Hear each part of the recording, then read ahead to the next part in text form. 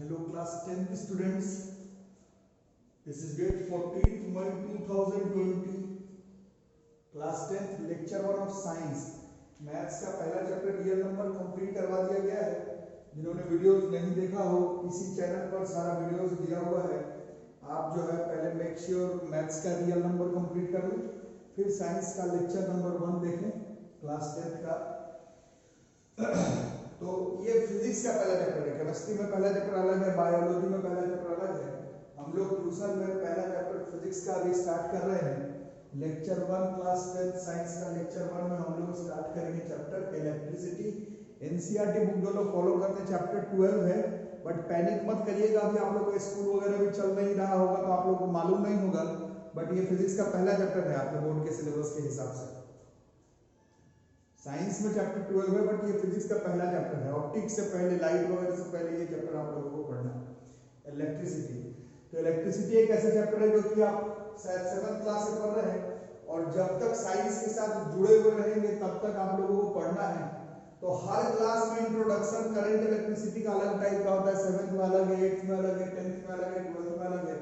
अभी हम लोग आउट एंड आउट अगर एनसीईआरटी का लैंग्वेज फॉलो करें तो इंट्रोडक्शन कुछ इस तरह से है कि जिस तरह से फ्लोइंग विंड, आप लोगों को मालूम है कि सन का जो हीटिंग होता है वो अनइवन अलग अलग लैंडस्केप में अलग अलग होता है, जिस अनइवन हीटिंग की वजह से विंड सर्कुलेट करता है। ये सब पढ़ा है, इस चैप्टर में नहीं है, बट जैसे एनसीईआरटी में यहीं से स्टार्ट है, जैसे फ्लोइंग विंड, बहता हुआ विंड जो है वो एयर करंट कॉज करता है, उसी तरह से फ्लोइंग वाटर, पानी अगर बहे तब वो वाटर करंट बनाता है रिवर में, है ना।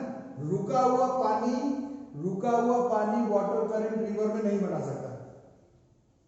Flowing water causes water current in river, flowing wind causes air current in air. उसी तरह से चार्जेस अगर फ्लो करें, ये चैप्टर है हमारा, यही पर डेफिनेशन है। चार्ज अगर फ्लो कर जाए तो चार्ज इधर उधर कहीं पर भी फ्लो नहीं कर सकता। Flowing charges through a conductor, अगर चार्ज फ्लो कर जाए कंडक्टर में तो वही कॉज करता है इलेक्ट्रिक करंट कंडक्टर में। यहाँ से आपका चैप्टर जो है वो स्टार्ट है 10th क्लास के हिसाब से। चार्जेस अगर फ्लो कर जाए एक कंडक्टर में तभी कॉज होता है electric current in the conductor में। इलेक्ट्रिक करंट यहाँ तहाँ नहीं होगा, इलेक्ट्रिक करंट जो है वो कंडक्टर में होगा। चार्ज फ्लो कर ही सकता है कंडक्टर में, चार्ज जब फ्लो कर जाए थ्रू अ कंडक्टर वही कॉज करता है इलेक्ट्रिक करंट। पानी अगर बह जाए, फ्लोइंग वाटर, वही वाटर करंट कॉज करता है।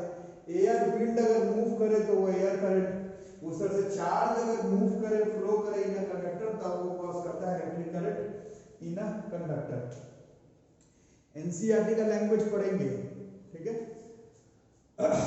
एनसीईआरटी में और समझाने के लिए बताया गया, जैसे आप लोग टॉर्च वगैरह इस्तेमाल करते हैं तो टॉर्च को छोटे क्लास में 6th 7th में आपने पढ़ा था कि उसमें केमिकल एनर्जी जो है वो इलेक्ट्रिकल एनर्जी में कन्वर्ट हो जाता है, या फिर लाइट एनर्जी में। वैसा ही उसी चीज को लिखा हुआ है। टॉर्च में सेल्स या फिर बैटरी, उसको प्रॉपर ऑर्डर में आप लोग कनेक्ट करते हैं, है ना। बैटरी लगाते होंगे टॉर्च में या रिमोट कंट्रोल में, तो सेल्स को जो लगाते हैं उसको एक प्रॉपर ऑर्डर में प्लेस किया जाता है। उससे क्या होता है, it provides flow of charges और an electric current. Flow of charges को हम लोग इलेक्ट्रिक करंट कहते हैं, through the torch bulb to glow, ठीक है। तो टॉर्च में सेल का क्या काम होता है, टॉर्च में सेल या फिर बैटरी का क्या काम होता है, प्रॉपर ऑर्डर बनाता है जिससे कि चार्ज फ्लो करता है, और चार्ज फ्लो करने के बाद इलेक्ट्रिक करंट प्रोड्यूस होता है। यही इलेक्ट्रिक करंट को ही हम लोग छोटे क्लास में कहते थे कि केमिकल एनर्जी का कन्वर्ट हो गया इलेक्ट्रिकल या फिर लाइट एनर्जी में। ये सब इंट्रोडक्शन है, ये सब बस नोट करके रखना है। चैप्टर थोड़ी देर में स्टार्ट होगा, शुरुआत में एनसीईआरटी में यही लैंग्वेज लिखा हुआ है। अच्छा, तो टॉर्च तो लगा लिए, टॉर्च में बैटरी सेल भी लगा लिए, थोड़ी बल्ब जलने लगता है। बल्ब को जलाने के लिए टॉर्च का स्विच आपको ऑन करना पड़ता है ना। तो स्विच क्या करता है, तो switch makes a conducting link, एक लिंक बनाता है किसके किसके बीच में, जो सेल तुमने लगाया था और जो बल्ब उस टॉर्च का है उसके बीच में एक कंडक्टिंग लिंक बनाने का काम करता है स्विच। ये सब इस चैप्टर में सिर्फ जानना है ऊपर से, स्विच कैसे काम करता नहीं काम करता ये 10th में नहीं है, ये आपके 12th क्लास में सेमीकंडक्टर का पोर्शन है, वो बाद की बात है। फिलहाल टॉर्च में क्या होगा, सेल्स के मदद से क्या होगा, उसको प्रॉपर ऑर्डर में कनेक्ट करेंगे तो चार्जेस का फ्लो होगा, चार्ज फ्लो करके इलेक्ट्रिक करंट, वही इलेक्ट्रिक करंट की वजह बल्ब जो है वो ग्लो करेगा। बट हम लोग को मालूम है कि टॉर्च में बस ऐसे सेल लगा दिए तो बल्ब थोड़ी ग्लो करता है, स्विच को ऑन करना पड़ता है टॉर्च का, या रिमोट कंट्रोल का स्विच ऑन करना पड़ता है। तो स्विच क्या काम करता है, कंडक्टिंग लिंक बनाता है। किसके किसके बीच में कंडक्टिंग लिंक बनाएगा, सेल और बल्ब के बीच में, ठीक है।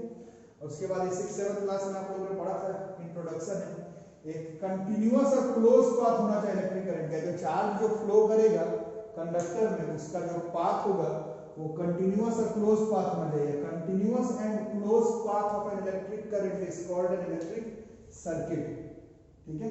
तो circuit, switch, cell, battery, charge, current, potential, resistance, conductance, resistivity, conductivity, heating effect, magnetic effect, इन सब टॉपिक ऑफ इलेक्ट्रिसिटी के बारे में आप लोगों को क्लास 10th में मान लो कि स्टार्ट करना है, क्योंकि फिनिशिंग टेस्ट इसका फिनिशिंग भी नहीं, मतलब इसके बारे में और जो लोग साइंस ऑप्ट करेंगे क्लास 12th में फिजिक्स में और ज्यादा पढ़ेंगे, जो लोग इलेक्ट्रिकल इलेक्ट्रॉनिक्स इंजीनियरिंग या फिर फिजिक्स ऑनर्स वगैरह पढ़ेंगे तो इसके बारे में और पढ़ेंगे। फिजिक्स का कोई अंत नहीं है, पढ़ते रह सकते हैं। क्लास 10th में इंट्रोडक्शन कुछ इसी तरह से है। क्या क्या पढ़ा, विंड से नहीं, विंड फ्लो करेगा तो बनेगा एयर करंट, पानी से नहीं, पानी बहेगा तो बनेगा water current in river, charge से नहीं, चार्ज अगर फ्लो करेगा इन कंडक्टर में तब बनेगा इलेक्ट्रिक करंट इन कंडक्टर।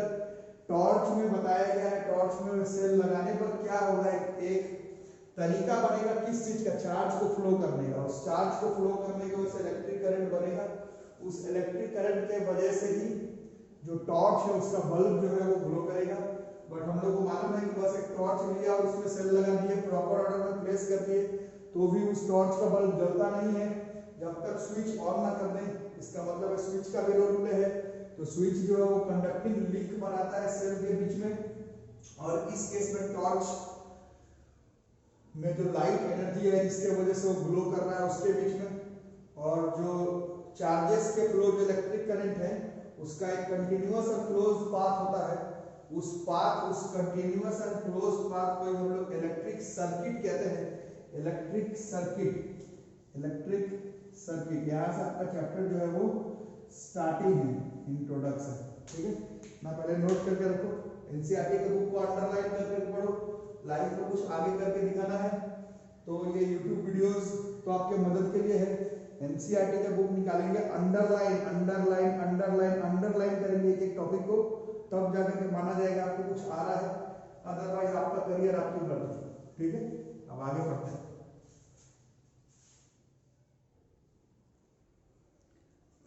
तो बच्चों पिछले 7-8 मिनट के लेक्चर में एक वर्ड इलेक्ट्रिसिटी के साथ साथ कई बार दिख रहा है हम लोगों को चार्ज के बारे में।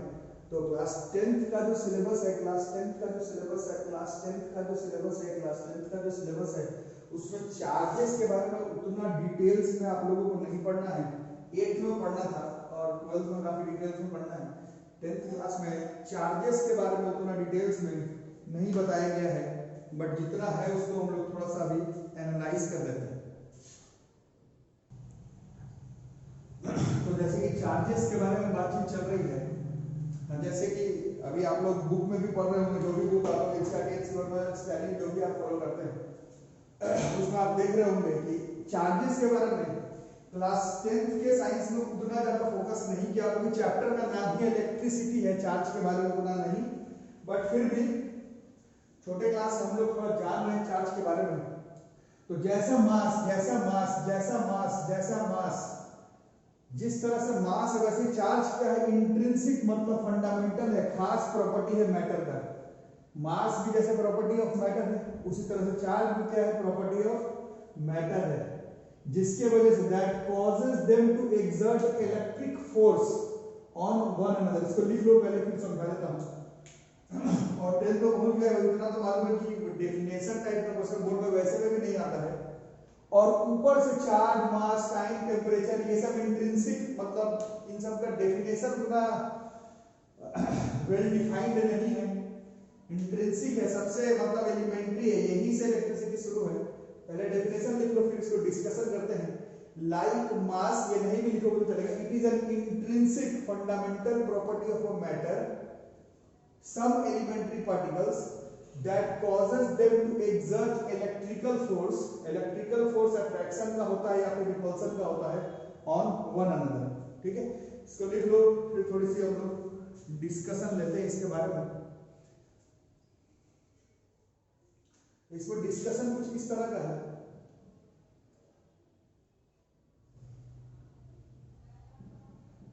डिस्कशन कुछ इस तरह से, मान लो दो पार्टिकल है और दोनों पर पॉजिटिव चार्ज है। दोनों पर कौन सा चार्ज है? पॉजिटिव चार्ज है। दोनों पर कौन सा चार्ज है? Positive charge. अब अभी 10th का लेक्चर पढ़ रहे हैं तो 9th का कॉन्सेप्ट का इस्तेमाल कर सकते हैं। क्लास 9th में आपने पढ़ा था न्यूटन साहब का law of gravitation. Law of gravitation कहता है कि दुनिया में किसी भी ऑब्जेक्ट, दुनिया में नहीं यूनिवर्स में किसी भी ऑब्जेक्ट जिसके पास आपस में मास हो वो हमेशा एक दूसरे को अट्रैक्ट करता है विद ग्रेविटेशनल फोर्स। ये क्लास 9th में हमने पढ़ा है। दुनिया में ऐसा कोई भी ऑब्जेक्ट, दुनिया में नहीं यूनिवर्स में ऐसा कोई भी दो ऑब्जेक्ट जिसके पास मास हो वो हमेशा एक दूसरे को क्या करता है? वो हमेशा एक दूसरे को अट्रैक्ट करता है। किस फोर्स से? तो ग्रेविटेशनल फोर्स है। ये क्लास 9th में आपने पढ़ा था। बट क्लास 2 में आपने ये भी तो पढ़ा था, 2 में, 4 में, 5 में। ये पॉजिटिव और ये पॉजिटिव है, ये एक दूसरे को अट्रैक्ट नहीं करके उल्टा ये एक दूसरे को क्या करेगा? ये एक दूसरे को रिपेल कर देगा। ये जो है वो एक दूसरे को क्या करेगा? पॉजिटिव पॉजिटिव आपस में एक दूसरे को रिपेल कर देगा। तो ग्रेविटेशनल फोर्स, न्यूटन साहब का यूनिवर्सल लॉ कहता है कि दो ऑब्जेक्ट जिसके पास मास है वो हमेशा एक दूसरे को अट्रैक्ट ही करेगा। बट पॉजिटिव पॉजिटिव ये एक दूसरे को अट्रैक्ट नहीं, एक दूसरे को क्या कर रहा है? रिपेल कर दे रहा है। इसका मतलब ग्रेविटेशनल फोर्स काम नहीं किया। तो ऐसा नहीं कि ग्रेविटेशनल फोर्स काम नहीं किया, ये जो है, ये जो प्रॉपर्टी है, जो ग्रेविटेशनल फोर्स है वो मास के वजह से, ये जो फोर्स है रिपल्सन का, या फिर पॉजिटिव निगेटिव हो जाता तो अट्रैक्ट कर जाता। ये जो पॉजिटिव पॉजिटिव रिपेल कर गया, रिपेल करने का मतलब क्या हो गया? पुश और पुल को कहते हैं फोर्स। तो ये रिपल्सिव फोर्स है। ये पॉजिटिव पॉजिटिव के बीच में ये रिपल्सिव फोर्स, ग्रेविटेशनल फोर्स हमेशा अट्रैक्शन का होता है, बट यहाँ पर तो ऑब्जेक्ट रिपेल कर रहे हैं, ये रिपल्सिव फोर्स है। ये repulsive force it is a type of electrical force. और ये इलेक्ट्रिकल फोर्स किस वजह से डेवलप किया? न्यूटन साहब का लॉ ऑफ ग्रेविटेशन के हिसाब से अगर मास होता तो अट्रैक्ट ही करता, बट ये दोनों रिपेल कर रहा है। इसका मतलब है कि यहाँ पर मास को छोड़ करके मैटर का किसी दूसरे इंट्रिंसिक प्रॉपर्टी के बारे में भी डिस्कशन है। और मैटर का जो दूसरा इंट्रिंसिक प्रॉपर्टी है मास जैसा ही, जिसकी वजह से उन दोनों ऑब्जेक्ट, चारों ऑब्जेक्ट, 10 ऑब्जेक्ट के बीच में ग्रेविटेशनल फोर्स नहीं इलेक्ट्रिकल फोर्स डेवलप करता है, उस प्रॉपर्टी को ही हम लोग चार्ज कहते हैं। ये जो फोर्स है ये फोर्स रिपल्सिव है, और ये जो प्लस प्लस है यही चार्ज है। तो चार्ज मास जैसा होता है वैसा ही है। जिस तरह से हम लोग मास का कोई डेफिनेशन पक्का पक्की नहीं दे सकते, वैसे चार्ज का कोई आउट एंड आउट कोई ऐसा डेफिनेशन नहीं है। बट हम लोगों को जानना है कि मास के बीच में ग्रेविटेशनल फोर्स है और वो सिर्फ अट्रैक्शन का है, बट चार्ज के बीच में एक तरह का फोर्स लगता है, अट्रैक्शन का भी हो सकता है, रिपल्सन का भी हो सकता है। और जो फोर्स है दैट फोर्स इज इलेक्ट्रिकल, और वो फोर्स किस वजह से डेवलप हुआ? वो जो वजह है, अब गाना मत गाने लगना वजह तुम हो वो नहीं, वो जो वजह है उस वजह को ही हम लोग इलेक्ट्रिकल चार्ज कहते हैं। तो चार्ज के वजह से ही डेवलप होता है फोर्स। पॉजिटिव पॉजिटिव के बीच में रिपल्सिव फोर्स, अगर ये पॉजिटिव निगेटिव होता तो इन दोनों के बीच में अट्रैक्टिव फोर्स लगता। ये जो फोर्स है अगर निगेटिव होता तो इन दोनों के बीच में फिर से रिपल्सिव, अगर ये निगेटिव होता तो फिर से कैसा फोर्स लगता? रिपल्सिव फोर्स लगता है ना। तो ये जो फोर्स लग रहा है positive repulsive, positive negative attractive, ये जो फोर्सेस हैं this forces are electrical forces. और ये इलेक्ट्रिकल फोर्स क्यों डेवलप हो रहा है? इलेक्ट्रिकल फोर्स जिस वजह से डेवलप हो रहा है, ये जो इलेक्ट्रिकल फोर्स जिस वजह से डेवलप हो रहा है, ये जो इलेक्ट्रिकल फोर्स जिस वजह से डेवलप हो रहा है उस वजह को ही हम लोग चार्ज कहते हैं। तो चार्ज का डेफिनेशन क्या हुआ? Like mass. ये नहीं भी लिखोगे तो चलेगा, बट जानना it is an intrinsic fundamental property of a matter that causes them to exert electrical force electrical force attraction का या रिपल्शन का ऑन वन अनदर। और ये डिस्कशन में इस चीज को आप लोग लिख करके रखेंगे, पॉजिटिव पॉजिटिव चार्ज के बीच में repulsive force, positive negative charge के बीच में अट्रैक्टिव फोर्स, निगेटिव निगेटिव के बीच में रिपल्सिव फोर्स।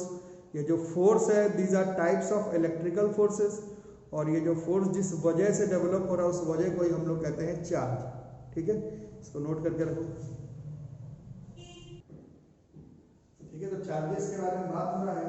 ठीक है, आखिर ये इंट्रिंसिक प्रॉपर्टी है, प्रॉपर्टी है, प्रॉपर्टी है, प्रॉपर्टी है, प्रॉपर्टी है, बट फिर भी ये एक फिजिकल प्रॉपर्टी है। इसको भी हम लोग मेजर कर सकते हैं, और मेजर कर सकते हैं तो इसको हम लोग को थोड़ा साइन किससे डिनोट करते हैं, तो चार्ज या फिर क्वांटिटी ऑफ चार्ज, चार्ज या फिर क्वांटिटी ऑफ चार्ज को डिनोट हम लोग कैपिटल क्यू से करते हैं। चार्ज को डिनोट कैपिटल क्यू से करते हैं, चार्ज के क्वांटिटी को हम लोग कैपिटल क्यू से डिनोट करते हैं, समटाइम्स स्मॉल क्यू से भी इसको हम लोग डिनोट करते हैं। तो उससे कोई मतलब नहीं है, कैपिटल क्यू स्मॉल क्यू से कोई फर्क नहीं है उतना ज्यादा, बट चार्ज को जनरली स्मॉल क्यू से और क्वांटिटी ऑफ चार्ज को कैपिटल क्यू से, बट उतना आपको लंबा नहीं पड़ता, क्यू से डिनोट करते हैं। ठीक है, स्टैंडर्ड इंटरनेशनल यूनिट, चार्ज का स्टैंडर्ड इंटरनेशनल यूनिट दुनिया के महानतम साइंटिस्ट में से एक कूलम के नाम पर दिया हुआ है। Standard international unit of charge is coulomb, C से डिनोट करते हैं। Standard international unit of charge is coulomb. उसी तरह से कुछ न्यूमेरिकल्स वगैरह बनाने में इसका जो बड़ा यूनिट का भी इस्तेमाल करता है, जैसे mega coulomb, capital M, mega is 1 × 10⁻⁶ coulomb. उस तरह से माइक्रो कूलम, म्यू ये साइन है, म्यू ये साइन है, ये साइन है, ये साइन है, म्यू कूलम दिस इज 10⁻⁻⁶। ठीक है, चार्ज का जो छोटा यूनिट है, छोटा यूनिट में भी सीजीएस या फिर इसको ईएसयू इलेक्ट्रोस्टैटिक यूनिट भी कहते हैं। चार्ज का छोटा यूनिट सीजीएस, जनरली एमकेएस से छोटा सीजीएस में होता है, बट यहाँ पर मीटर, किलोमीटर, मास, किलोग्राम, सेकंड ये सब तो आ नहीं रहा उतना। इसको सीजीएस से ज्यादा ईएसयू बोला जाता है, इलेक्ट्रोस्टैटिक यूनिट है। सीजीएस छोटा यूनिट है, चार्ज का छोटा unit this is statcoulomb, इसको हम लोग इलेक्ट्रोस्टैटिक यूनिट ऑफ चार्ज भी कहते हैं, ESU electrostatic unit of charge, या सीजीएस ही बोल लो। सीजीएस यूनिट इसका स्टैट कूलम है, और बड़ा यूनिट है कूलम, छोटा यूनिट है statcoulomb. Things to remember में इसको आपको याद करना है, एक कूलम में 3 × 10⁹ स्टैट कूलम, एक कूलम में 3 × 10⁹ स्टैट कूलम। इसको नोट करके रखो। एनसीईआरटी का सिलेबस, एनसीईआरटी को थोड़ा सा अंडरलाइन करके आप लोग पढ़िए ध्यान से। तो चार्ज के बारे में पढ़ा, चार्ज को इससे डिनोट करते हैं पढ़ा। अब चार्ज के कुछ प्रॉपर्टीज हम लोगों को याद करने हैं। चार्ज का कुछ प्रॉपर्टीज हमको याद करना है। ठीक है, जैसे पहला प्रॉपर्टी है like charges, positive positive, negative negative, repel each other, and unlike charges, positive negative negative positive, attract each other. ठीक है, छोटे क्लास में पढ़ा था। चार्जेस का प्रॉपर्टी है लाइक चार्जेस आपस में रिपेल करते हैं, अनलाइक चार्जेस आपस में अट्रैक्ट करते हैं। ठीक है, मैग्नीट्यूड ऑफ एलिमेंट्री नेगेटिव और पॉजिटिव चार्ज इज सेम। सबसे छोटा, जैसे चार्ज के बारे में तो आप लोग पढ़ रहे हैं धीरे धीरे, बट जो सबसे छोटा चार्ज है, सबसे छोटा चार्ज है, सबसे छोटा चार्ज है, सबसे छोटा चार्ज जो पॉसिबल है वो नेगेटिव का ले लो चाहे पॉजिटिव का ले लो, उसका वैल्यू सेम है। और क्लास 9th में केमिस्ट्री में आपने पढ़ा था, सबसे छोटा एलिमेंट्री पार्टिकल जो चार्ज जिस पर होता है उसी को हम लोग इलेक्ट्रॉन या फिर प्रोटॉन कहते हैं। इसकी वैल्यू क्लास 9th के केमिस्ट्री में भी था, ई से डिनोट करेंगे। This is charge of an electron या फिर प्रोटॉन। ये वैल्यू याद करना पड़ेगा, 1.6 × 10⁻⁻19 कूलम। यही सबसे छोटा चार्ज है, इलेक्ट्रॉन का बोलो चाहे प्रोटॉन का बोलो, या फिर ऐसा बोलो सबसे एलिमेंट्री पार्टिकल जिस पर चार्ज मतलब सबसे कम से कम चार्ज जो पॉसिबल होगा, दैट इज 1.6 × 10⁻⁻19 कूलम। ठीक है, उसके बाद थर्ड प्रॉपर्टी है the electric charges is additive in nature. मतलब एक साथ अगर बहुत सारा चार्ज अगर रख दोगे तो टोटल चार्ज निकालते समय चार्जेस को हम लोग ऐड कर देते हैं। जैसे मास, मास जैसा ही प्रॉपर्टी है, मास जैसा ही प्रॉपर्टी है, मास जैसा ही प्रॉपर्टी है। Electric charges are additive in nature, but mass में ये है कि मास में निगेटिव मास तो होता नहीं, चार्ज में थोड़ा प्रॉब्लम है, चार्ज में पॉजिटिव नेगेटिव दोनों होता है, तो ऐड तो करेंगे बट थोड़ा समझ बूझ करके करना है। अभी फिलहाल केवल प्रॉपर्टी लिख कर रखना है कि charges are additive in nature. चौथा प्रॉपर्टी है चार्जेस इज क्वांटाइज्ड। इसमें लाइन खींच करके स्टार मार्क लगा करके छोड़ दोगे, ये हम लोग अगले क्लास में इस प्रॉपर्टी के बारे में अलग से डिटेल्स में पढ़ेंगे। फिलहाल केवल ये प्रॉपर्टी लिख करके कॉपी पर रख लोगे, चार्ज इज ऑलवेज क्वांटाइज्ड। जो लोग थोड़े से इंथुसियास्टिक एक्चुअली में ये जो सेकंड वाला प्रॉपर्टी लिखवाया गया है इसी को ही क्वांटाइजेशन ऑफ चार्ज बोला जाता है, क्योंकि हम लोग अलग से अगले लेक्चर में पढ़ेंगे क्वांटाइजेशन ऑफ चार्ज के बारे में। अभी फिलहाल हम चौथा प्रॉपर्टी लिख करके रखेंगे कि चार्जेस आर क्वांटाइज्ड, चार्जेस जो है वो क्वांटाइज्ड होते हैं। फिर पांचवा नंबर भी मास जैसा ही है, electric charge of a system is always conserved. It is a very important property. 9th 10th में उतना डिटेल्स में दिया हुआ नहीं है, बट इट्स वेरी इंपॉर्टेंट। पूरा चैप्टर का एक्चुअल कॉन्सेप्ट यही है, electric charge of a system is always conserved, है ना। ये क्लास 9th में केमिस्ट्री में आपने पढ़ा था कि एटम इलेक्ट्रिकली न्यूट्रल होता है। किसी तरह से अगर उस पर चार्ज डेवलप किया तो जादू से तो चार्ज डेवलप करता नहीं था। याद होगा अगर केमिस्ट्री के कॉन्सेप्ट के हिसाब से बात करें तो आउटर मोस्ट इलेक्ट्रॉन बाहर निकल जाता था, तो इलेक्ट्रॉन बाहर निकल गया तो उस एटम के पास पॉजिटिव चार्ज हो गया, बट वो इलेक्ट्रॉन निकल करके जिसके पास गया उसके पास नेगेटिव चार्ज हो जाता था। कटायन क्लास 9th में आपने पढ़ा था। तो चार्जेस हमेशा कंजर्व होता है। अगर मेरे पास पॉजिटिव है, अगर किसी एटम के पास अचानक से न्यूट्रल ना होकर पॉजिटिव चार्ज हुआ, उस पे चार्ज आया, तो उसके एवज में वो इलेक्ट्रॉन कहीं पर गया और उस इलेक्ट्रॉन के जाने के वजह से जिस पर गया उस पर नेगेटिव चार्ज आ गया, बट टोटल चार्जेस जो है वो कंजर्व ही रह गया।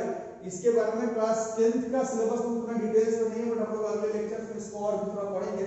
अभी बस लिख करके रखेंगे कि मास जैसा ही चार्ज जो है वो हमेशा कंजर्व होता है एक सिस्टम का। छठा भी बड़ा इंपॉर्टेंट प्रॉपर्टी है। छठा प्रॉपर्टी ऐसा है, ये मास से थोड़ा अलग है। ये कहता है अगर दो ऑब्जेक्ट के बीच में अगर फोर्स लग रहा है, चाहे रिपल्सन का हो चाहे अट्रैक्शन का हो, तो जिस वजह से वो फोर्स लगा अभी आपको बता देता वो वजह चार्ज है। अगर उस बॉडी को अगर आप मोशन में ले आए तो उस ऑब्जेक्ट का चार्ज का वैल्यू पर इफेक्ट नहीं पड़ेगा। Electric charge on an object is not affected by the motion of the object. Mass पर इफेक्ट पड़ता है, अभी आपने पढ़ा नहीं है, but as an enthusiastic science student you should know कि अगर मास को बहुत स्पीड में अगर ट्रैवल करवाया जाए, अभी मैं उसको डिटेल्स तो नहीं बता रहा, बट आपको इतना थोड़ा बहुत मालूम होना चाहिए बॉडी का मास को अपन चेंज कर सकते हैं, है ना। बट जो चार्जेस है ये अनलाइक मास है, इसको ऑब्जेक्ट के मोशन के ऊपर कोई भी फर्क नहीं पड़ता। चार्ज का जो क्वांटिटी है या फिर जो उसका साइन है उसको ऑब्जेक्ट के मोशन से कोई लेना देना नहीं है, ठीक है। These are the properties of electric charge. ये पहले कॉपी में लिख करके रखेंगे, और इसमें जो अलग से प्रॉपर्टीज है, मतलब जैसे क्वांटाइजेशन, कंजर्वेशन, इन सब के बारे में हम लोग को डिटेल्स में भी पढ़ना है। फिलहाल तो आप लोग प्रॉपर्टीज ऑफ इलेक्ट्रिक चार्ज लिख करके रखेंगे। पहला क्लास आज जो है साइंस का, आपका लेक्चर नंबर 1 यहीं तक रहेगा। लेक्चर 2 कल आ जाएगा, और चैनल को सब्सक्राइब करके रखें, वीडियो को ज़्यादा से ज़्यादा शेयर कर दें, है ना। और जो लोग ऑनलाइन पेमेंट कर रहे हैं, अभी तक बहुत कम बच्चों ने किया है, जिन्होंने भी किया है उनका स्क्रीनशॉट आ गया है। बाकी जो लोग कर रहे हैं ऑनलाइन पेमेंट करेंगे, स्क्रीनशॉट मेरे व्हाट्सएप नंबर पर जरूर भेज देंगे, ठीक है। सेकंड लेक्चर आएगा कल। Thank you.